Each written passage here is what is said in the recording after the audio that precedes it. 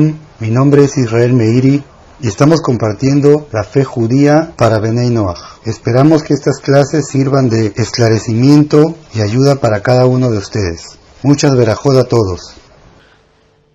Shalom a todos. La parashá de la semana se llama Vayetze, que significa y salió, porque la parashá comienza en el libro de Bereshit, capítulo 28, el versículo 10, y salió Jacob de Beersheba y fue a Harán. La palabra y salió en la Torá se llama Vayetze, por eso el nombre de esta parashá, de esta sección de la Torá que vamos a pasar a revisar. Pero antes necesitamos ubicarnos en el contexto de la historia, pues en la parashá anterior, Jacob y su hermano Esav tienen una historia juntos y Esav vendió su primogenitura a Jacob y después de unos años el padre de los dos, Isaac, estaba preparado para bendecir al primogénito que sería Esav. Pero el Todopoderoso permitió que las cosas fueran diferentes, ya que Jacob tenía el derecho de la primogenitura, y por eso vino Jacob y tomó las bendiciones de Esav. Finalmente, el propio padre Isaac se enteró de todo lo que estaba pasando, que realmente había venido Jacob y había tomado las bendiciones. Y vemos que Isaac no se enojó por lo acontecido, porque Esav le contó que años atrás le había vendido la primogenitura. Entonces Isaac entendió todo lo que estaba sucediendo y finalmente no se enojó con Jacob, sino que aquello que él no sabía desde el principio, que su hijo Esav andaba en malos caminos, ahora de pronto lo comprendió y pudo entender la situación y el panorama y el cuadro completo. Finalmente, Esav quedó odiando a su hermano y planificaba matarlo, como está escrito aquí en la Torá. Por tanto, al enterarse, la misma Rivka, la madre de Jacob, habló con Isaac, su esposo, para decir a Jacob que vaya hacia su hermano Labán a tomar esposa. Y en este contexto inicia la parashá de la semana, en donde dice que Jacob salió en dirección hacia Harán, que es la tierra donde vivía Labán. Por tanto, pasaremos a revisar cosas que pasó Jacob que nos enseñan principios espirituales para este tiempo también. En primer lugar, vamos a revisar acerca del sueño que tuvo Jacob. ¿Cuál es el mensaje para este tiempo de aquel sueño en esta historia? Segundo, vamos a ingresar a la historia de Jacob con Raquel, que en hebreo se le llama Rachel. La Torá misma nos cuenta todo el evento y cómo él se encuentra con ella, y vemos que finalmente Jacob se casa con las dos y posteriormente se casa con otras dos más. En total tenemos 4 mujeres con las cuales Jacob se casó. Y de estos eventos surgen preguntas. Por ejemplo, ¿por qué Jacob besó a Rachel? Está escrito que fue y la besó. Muchos se preguntan acerca del matrimonio con más de una mujer, el matrimonio con 2 mujeres, justamente en esta parashá. Y este tema trae abundantes preguntas, sobre todo en el presente, en el tiempo moderno. Eso es lo que, con la ayuda del Eterno, vamos a estudiar el día de hoy. Por ello, te invito a quedarte hasta el final del estudio para que podamos ver el panorama de manera completa. Con la ayuda del Eterno, pasaremos a ingresar en estos temas. Comencemos con el sueño que tuvo Jacob. En el camino, la Torá nos cuenta que Jacob sale camino a Harán y se queda a dormir en un lugar y allí tiene un sueño. Sin embargo, aquí hay una parte que la Torá escrita no lo cuenta, pero la Torá oral sí nos lo dice, y es que al principio, cuando Jacob sale, Esav envía a su hijo mayor llamado Elifaz a perseguirlo para matarlo. Finalmente Elifaz no logra matarlo, pero Jacob ve que está en peligro y por ello él no va directamente a Harán, sino que primero se va al centro de estudios de Torá, como explicamos la Torá que se estudiaba en aquel tiempo, el conocimiento divino desde Adán hasta aquellos días. Había 2 grandes justos, uno el hijo de Noé, Shem, quien vivió 600 años. Él enseñaba en ese centro de estudios, y también uno de los descendientes de Shem llamado Eber. Ambos eran sabios y profetas, y en ese centro de estudios fue Jacob y se escondió por temor a la persecución de Esav. Y durante esa época estudió la Torá con mucho más empeño que todos los años anteriores que ya lo había estudiado. Cuando vio que el peligro ya había pasado y supo en su corazón, en el nivel espiritual tan alto que había obtenido producto del estudio, él entendió que ya era el tiempo de ir a Harán a tomar esposa. Y aquí es donde la Torá nos cuenta que de camino a Harán, después de haber estudiado todos esos años, pasó la noche en medio del camino y tuvo un sueño. Y soñó, y he aquí una escalera estaba colocada en tierra, y su cabeza llegaba a los cielos. Y he aquí ángeles de Dios subían y descendían en ella. Y he aquí Hashem estaba de pie, y dijo: Yo soy Hashem, Dios de Abraham tu padre, y Dios de Isaac. La tierra en la cual tú estás recostado, a ti te la daré y a tu simiente. Y será tu simiente como el polvo de la tierra, y prorrumpirás al occidente, al oriente, al norte y al sur. Y serán bendecidas en ti todas las familias de la tierra y en tu simiente. Y he aquí yo estoy contigo y te protegeré en donde vayas, y te haré regresar a esta tierra, porque no te abandonaré hasta que haya hecho lo que te he hablado. ¿Qué nos enseña este sueño? En primer lugar, tenemos que recordar que Jacob venía varios años de estudiar Torá sin parar. Venía de una vida de constante santidad y apego al Todopoderoso. La razón que esto le pasara a Jacob guarda relación con lo que venía haciendo antes Jacob en su vida. Él estuvo en constante estudio de Torá, en constante vida de santidad y en constante apego al Eterno. Y producto de esa vida, él recibe este sueño. Y aquí hay un principio con respecto a los sueños. Y es que todos los seres humanos tenemos sueños. Y hay muchos tipos de sueños.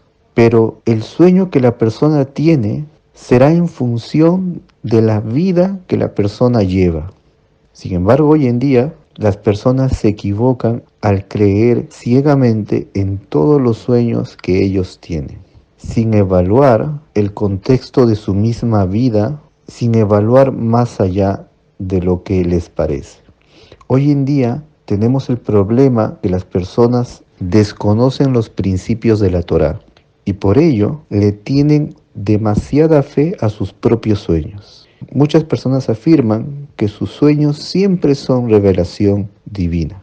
Esto es un gran error y sobre el tema de los sueños nosotros revisaremos y estudiaremos esto más adelante en la historia de José. Sin embargo, aquí de manera básica decimos que uno de los principios de los sueños es que según el tipo de vida que la persona lleva, en función de esa vida serán sus sueños. Hay personas que, aunque no pecan, su vida está llena de cosas vacías. Sus acciones vienen a ser en su mayoría vanas. Y luego, ese mismo día tienen un sueño y esperan que dicho sueño sea revelación celestial. Entonces, aquí las personas entran en un gran error. Y antes de continuar con la explicación de el mismo sueño de Jacob, te invitamos a suscribirte a nuestro canal Somos Noágidas y a compartir con tus familiares, con tus amigos, las enseñanzas de la Sagrada Torá, pues lo que leemos en la Torá será entendido solamente a través de la Torá oral y de esas fuentes que les compartimos es que traemos a ustedes cada parashá que vamos a estudiar de la Torá. Somos Noágidas, la verdad de la Torá para las naciones. Ingresando ahora al mismo sueño que tuvo Jacob, él vio una escalera gigante desde la tierra hasta el cielo, y vio ángeles que subían y bajaban. Sin embargo, también dentro de la Torá oral hay una enseñanza del gran sabio Hayim de Voloshin que nos dice lo siguiente: la escalera representa el camino de la vida del ser humano en el servicio al Eterno, que inicia en este plano, en este mundo. Por tanto, el inicio de la escalera está en la tierra, pero el final de ella está en los cielos. Los ángeles son sirvientes del Todopoderoso. Por tanto, ellos suben y bajan en esa escalera por mandato divino, porque el Eterno les envía a cumplir su voluntad. Sin embargo, los ángeles son fuerzas que de manera automática obedecen al Eterno y no tienen instinto al mal. Pero el hombre debe esforzarse para someter su instinto al mal y servir al Eterno. Por tanto, esta escalera también representa ese camino en el servicio al Eterno, en el cual la persona debe comenzar a subir por aquella escalera e ir subiendo paso a paso hasta llegar a la meta, que es los cielos. La cercanía y la unión con el Todopoderoso es la meta principal que todo ser humano tiene. En esta enseñanza también se dice que se puede ejemplificar en el caso de un patrón que ordena a su sirviente que suba por la escalera hacia el segundo piso para cumplir con determinadas tareas. Si después de un tiempo el patrón observa que el sirviente está paseando alrededor de la escalera pero no está subiendo, se enojará con él. Pero si después de un tiempo ve al sirviente que está a mitad de la escalera y el patrón le pregunta ¿por qué hasta ahora no has subido?, el sirviente podrá decirle: en realidad yo te he obedecido, he cumplido lo que me has mandado, pero me siento débil y estoy subiendo más despacio porque me siento fatigado. En ese caso el patrón no podrá reclamarle, pues realmente está obedeciendo su mandato, solamente que se siente un tanto débil. Lo mismo pasa en el servicio del Eterno. Cada uno de nosotros tiene una situación propia, particular, específica, según nuestro contexto, según nuestra vida. Y hay algunos que son más fuertes que otros a nivel espiritual, y por tanto unos suben un poco más rápido que otros en esta escalera espiritual. Sin embargo, quien se siente débil en el servicio del Eterno, lo que debe hacer es no detenerse, no quedarse estancado en un escalón, ni tampoco retroceder escalones. Lo que debe hacer es subir más despacio, producto de su debilidad, pero seguir subiendo. La vida del ser humano tiene altos y bajos. Hay momentos en que el ánimo de la persona está muy alto y tiene mucha fe y mucha fuerza para cumplir los preceptos del Eterno y para andar en su voluntad. Hay días así en los cuales la persona tiene mucha fe, pero hay días en que la persona siente que las circunstancias que lo rodean pesan mucho sobre él y tiene fatiga interior, siente que no puede sobrellevar las circunstancias que él tiene que pasar y su ánimo está bajo. En ese momento, la persona no debe abandonar el camino del Eterno de ninguna manera. No debe pensar que porque se siente débil, entonces es hora de retirarse, sino que debe dirigirse al Eterno en plegaria y decirle cómo se siente en ese momento, en aquel día. Y el Todopoderoso sabe el estado de cada uno y le enviará su ayuda. Pero el secreto de esto es no detenerse y mucho menos retroceder, no bajar escalones, sino que es mejor subir un escalón despacio, con calma, aunque tome más tiempo, que detenerse o retroceder.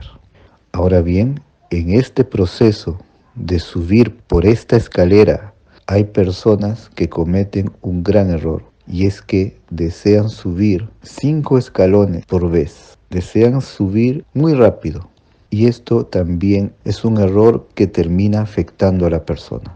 El camino espiritual es paso a paso.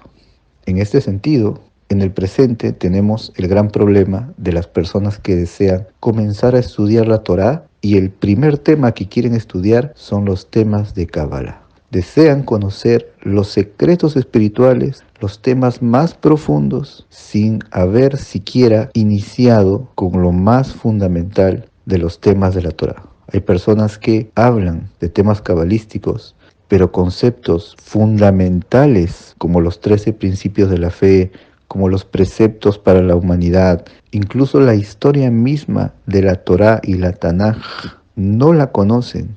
pero sí desean ingresar en los asuntos más recónditos, y esto es un enorme error y es un mal en este tiempo. La persona debe ser consciente que su camino hacia arriba debe ser escalón por escalón.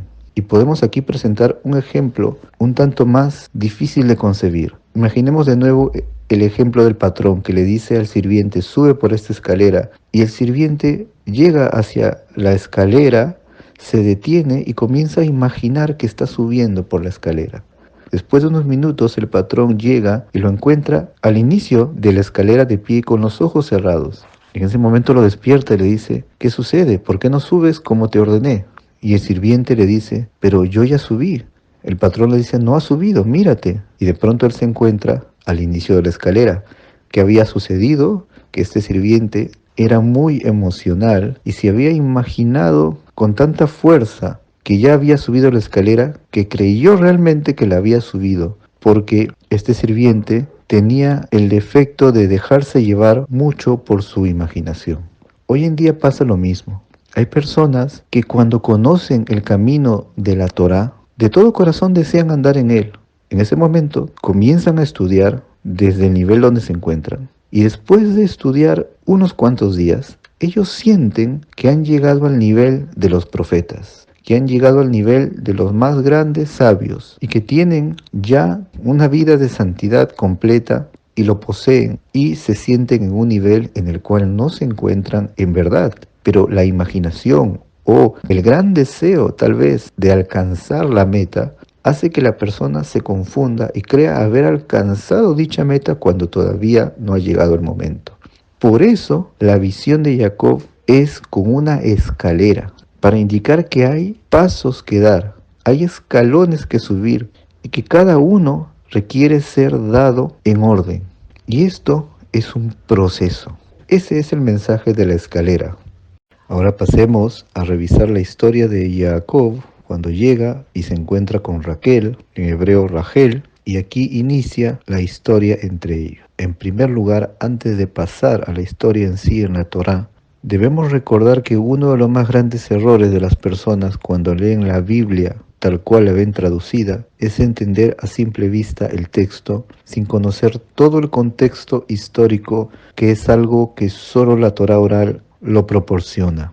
Y aparentemente toda esta escena romántica, la que encontramos en el capítulo 29, es lo que las personas interpretan como romanticismo aquí en lo que pasó con Jacob y Rachel. En el capítulo 29 dice, en el versículo 9, aún hablaba con ellos, se refiere a que Jacob hablaba con los pastores que había encontrado, y Rachel venía con el rebaño de su padre, porque era pastora. Y aconteció que cuando vio Jacob a Rachel, la hija de Labán, hermano de su madre, y al rebaño de Labán, hermano de su madre, se acercó Jacob y removió la piedra que estaba sobre el pozo y dio de beber al ganado de Labán, hermano de su madre.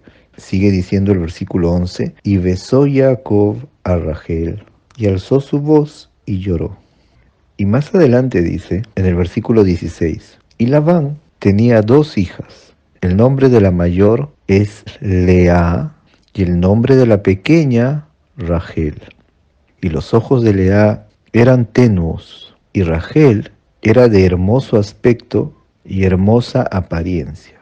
Y amó Jacob a Rachel, y dijo, te serviré 7 años por Rachel tu hija la pequeña. Estos versículos hablan cuando Jacob se encuentra con el propio Labán y le dice que va a trabajar por Rachel 7 años. ¿Qué vemos en los versículos a simple vista?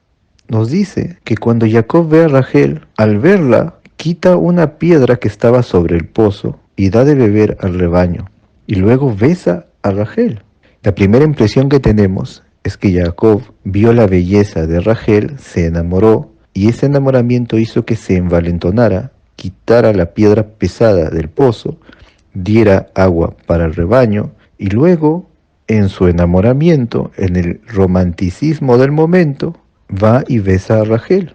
Y justamente los versículos que leímos después nos dicen que Labán tenía 2 hijas, la mayor Lea, cuyos ojos eran tenues, pero Rachel, dice la Torá, que era muy bella, Y de inmediato nos cuenta, después de decirnos que Rachel era bella, nos dice, y amó Jacob a Rachel, y dijo, te serviré 7 años por tu hija Rachel. Entonces el texto aparentemente nos está diciendo que Jacob, al ver a Rachel, al ver su belleza, se enamoró. Y debido a que era bella, él amó a Rachel por su belleza. Entonces aquí la historia, a simple vista, es una historia de bastante romanticismo. Es la historia que generalmente se ven en las novelas. Se ve la historia de un varón y luego una mujer muy bella. De pronto el varón se encuentra con aquella mujer, la mira, mira su belleza, mira la forma de su rostro, sus ojos, el aspecto exterior, el aspecto físico de ella. El hombre queda mirando a aquella mujer, la música suena, una música romántica, una música especial que transporta a las personas en ese momento. Y el hombre en ese instante, en esa primera vista, queda totalmente enamorado de aquella mujer. Y a partir de ese momento, él hace todo por ella, lucha por ella. Toda esta historia romántica, que es un formato bastante conocido en las novelas, en las películas, aparentemente lo vemos aquí en esta historia. Pero cabe preguntar, ¿acaso Jacob, cuya vida entera fue estudiar la Torá y una vida de constante santidad, en el nivel espiritual tan grande que él se encontraba, podríamos afirmar que al ver a una joven se enamoró de su belleza y perdió la cabeza y estuvo dispuesto a todo por ella e incluso fue y la besó y todo esto lo hizo por la belleza de Rachel? Y aparentemente el texto nos está diciendo que Rachel era mucho más bonita que Lea. Y eso aparentemente daría más razón al por qué Jacob se fija en Rachel y no se fija en Lea. Pero así caminan los hombres justos del nivel de Jacob, el patriarca. ¿Ese es el camino? Pues en verdad, esto suelen hacer los jóvenes, los que son en su mayoría bastante inmaduros y se enamoran a primera vista de la belleza de la mujer, la belleza exterior de ella. ¿Podemos decir acaso que Jacob tenía este tipo de inmadurez? ¿Esta es la historia que nos trae la Torá acaso? Dicho sea de paso, este camino de enamorarse solo de la belleza, de deslumbrarse con la belleza, al final sabemos que termina mal cuando la persona solo se fijó en el aspecto exterior. En resumen, justamente los errores más comunes de los jóvenes al enamorarse son fijarse en el aspecto físico en primera instancia, dejarse llevar por sus emociones, deslumbrarse y afirmar que aman a la persona por el simple hecho de haberse emocionado al mirarla, por el simple hecho que le gusta físicamente. Y por supuesto que esto no es lo que la Torá nos quiere indicar con respecto a la vida de Jacob. Entonces lo que realmente pasó aquí es lo siguiente.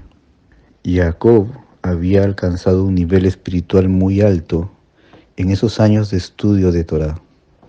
Y él supo que la mujer destinada para él era una de las hijas de Labán. Al ver a Rachel, él vio que ella era esa alma destinada para él. Él lo vio en su nivel alto espiritual. No estamos diciendo que toda persona tenga el mismo nivel, sino que hablando de Jacob, él sí pudo ver que Rachel era la mujer destinada para él. Y en ese momento, cuando se acerca a Rachel, no besa a Rachel en la boca. Prestemos atención. Él no se acerca a Rachel y le da un beso, no en la boca, no en la mejilla tampoco. No se acerca como los enamorados o los novios dan beso a sus parejas, sino que él toma su mano y besa su mano, la mano de Rachel.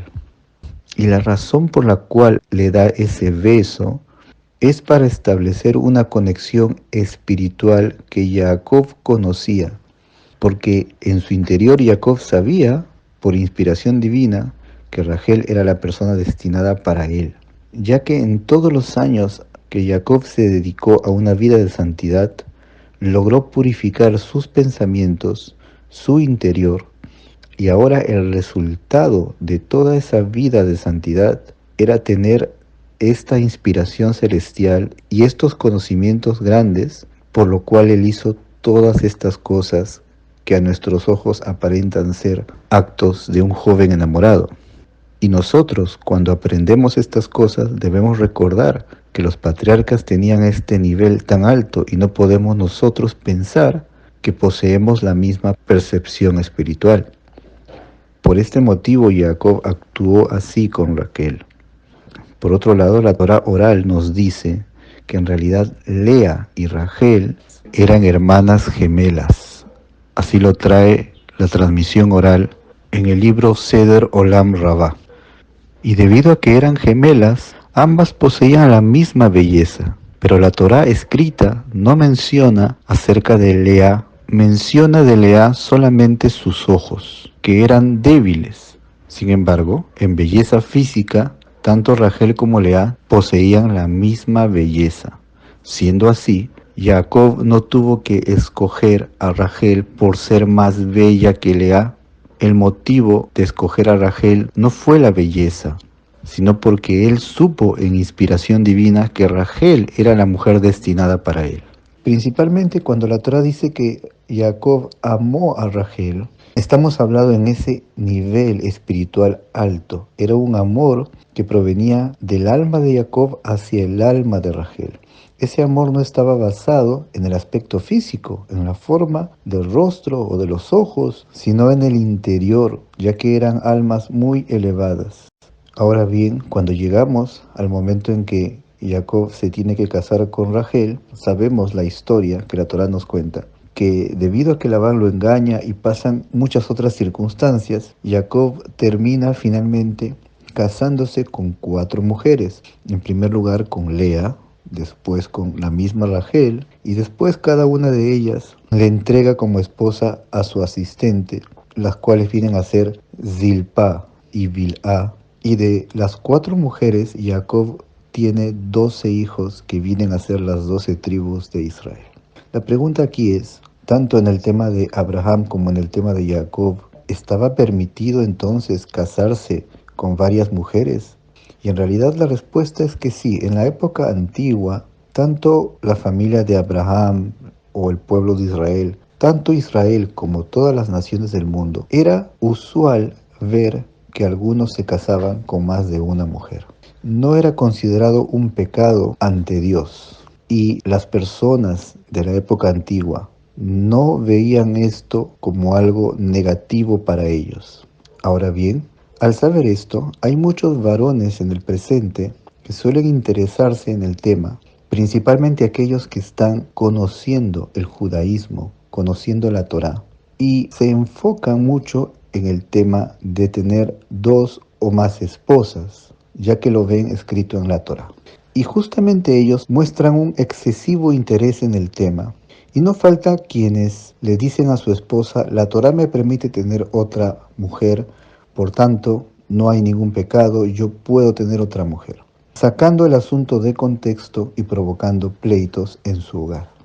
Pero la verdad de este asunto es que quienes hablan sobre tener 2 esposas, principalmente lo dicen porque están yendo detrás de su instinto, porque se están dejando llevar por sus deseos personales, por el instinto al mal básicamente.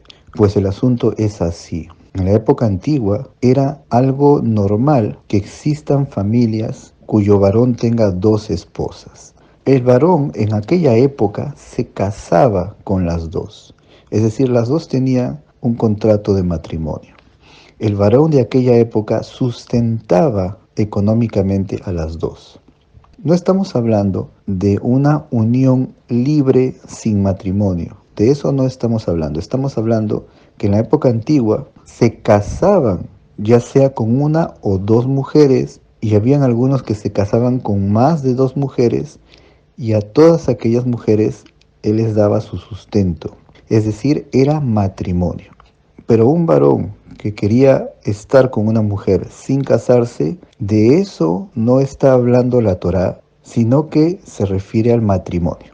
Eso es en primera instancia. Por tanto, si estuviéramos en la época antigua y uno quisiera casarse con más de una mujer, tendría que sustentar a sus mujeres. Lo segundo, y es una de las cosas más importantes, que en el mundo actual el tener más de una mujer no es recibido por la gente. Y ya que no es recibido, se vuelve imposible de ser concretado de la manera correcta.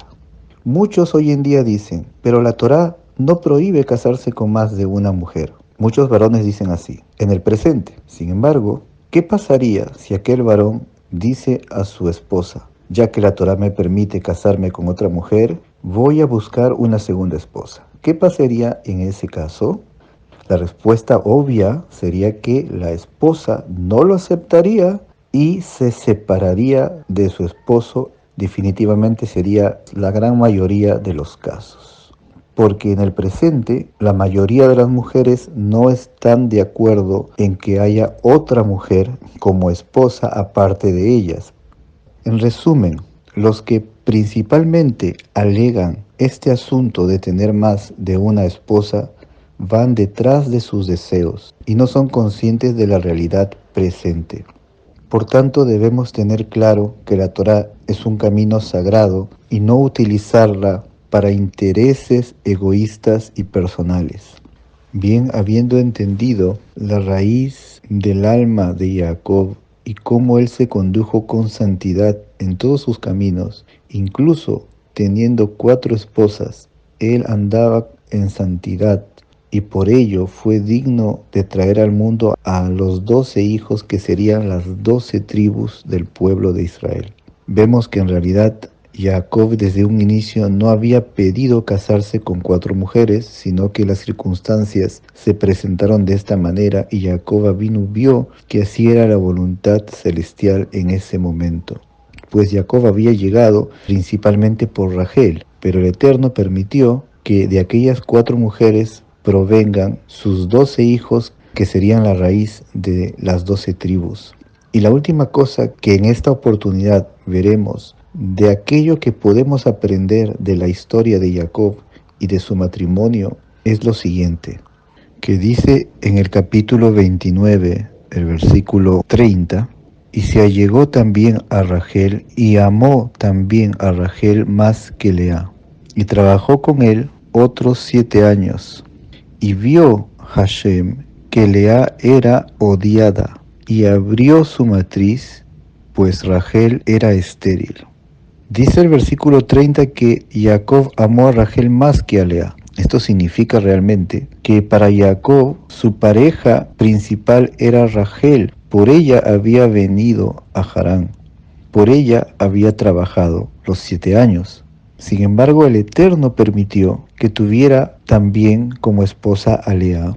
Y por ese motivo, Jacob amó más a Rachel que a Lea. Significa que a Lea también la amaba, pero a Rachel la amaba más, ya que originalmente ella era su pareja, como lo explicamos. Entonces, realmente Jacob amó también a Lea, porque estamos hablando de Jacob, un hombre cuya alma estaba perfeccionada por la santidad de la Torá. Y al casarse también con Lea en este caso, tuvo que amarla también. El versículo dice que también la amó, solamente que a Rachel la amó más que a ella. Sabemos que un hombre justo es aquel que ha perfeccionado su comportamiento y también su carácter. Por tanto, es obvio que la forma de comportarse de Jacob, tanto con Lea como con Rachel, con Bilhá y con Zilpá, era siempre una buena forma de comportarse. Definitivamente Jacob tenía un excelente trato y excelente carácter con sus esposas, definitivamente. Pero el versículo 31 es el que nos presenta una pregunta. ¿Por qué dice que el Eterno vio que Lea era odiada?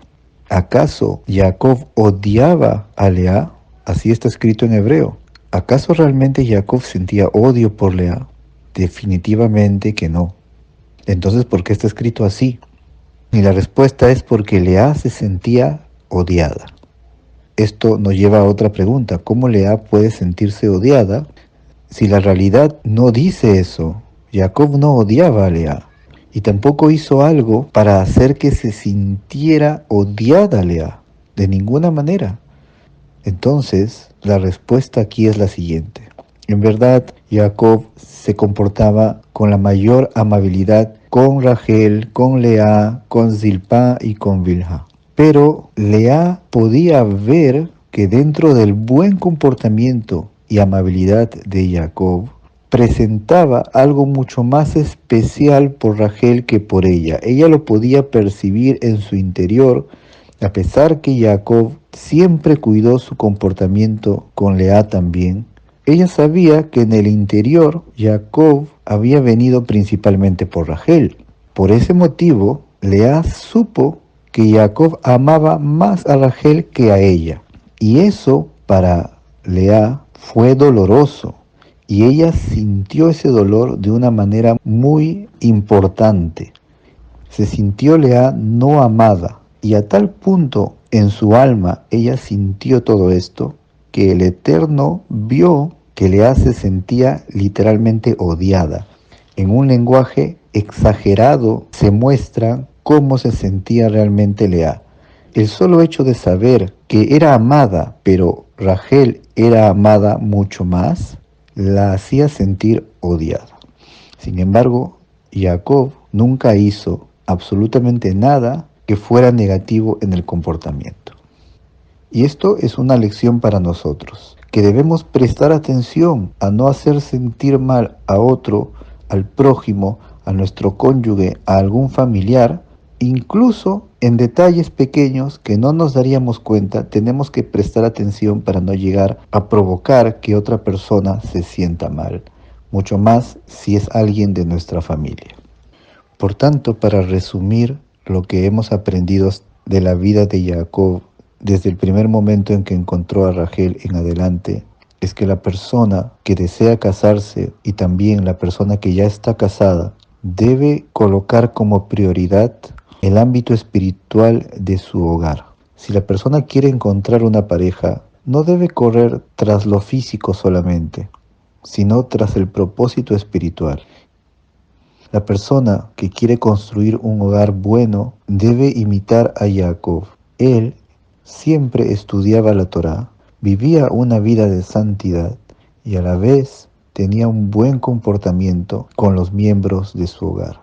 Jacob llegó a la casa de Labán para construir un hogar de bien y lo consiguió gracias a que se mantuvo constantemente apegado al Eterno, a su Torá, a sus caminos. Jacob Avinu nos muestra el modelo correcto de cómo construir y levantar un hogar que sirva al Eterno. Que los fundamentos de un hogar deben ser los senderos de la santidad. Estimados amigos, los invito a suscribirse a nuestro canal Somos Noágidas, a compartir con los amigos y familiares las enseñanzas de Torá y que el Eterno nos ayude, tal como vimos en este estudio, a subir por la escalera de la santidad y a construir un hogar basado en la Torá y en la armonía y la paz que necesita cada uno de los miembros del hogar. Muchas verajot a todos. Shalom.